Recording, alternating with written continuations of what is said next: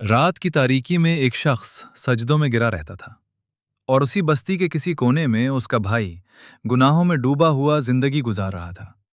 لوگ ایک کو نیک کہتے تھے اور دوسرے کو گناہ گار۔ مگر پھر ایک ایسا لمحہ آیا جب آسمان پر ایک جملہ بولا گیا اور زمین والوں کے تمام اندازے الٹ گئے۔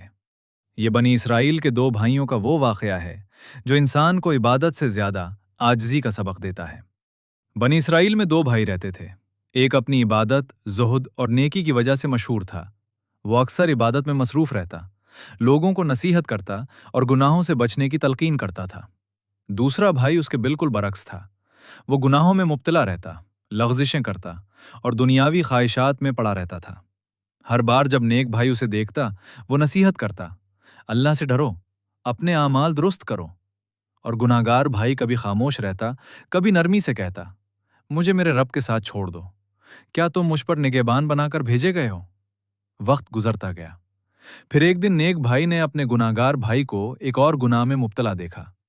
اس کے صبر کا پیمانہ لبریز ہو گیا۔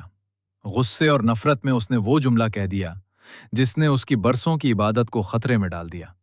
اس نے کہا، اللہ کی قسم، اللہ تمہیں کبھی نہیں بخشے گا۔ یہ صرف ایک جملہ نہیں تھا، یہ اللہ کی رحمت پر فیصلہ تھا۔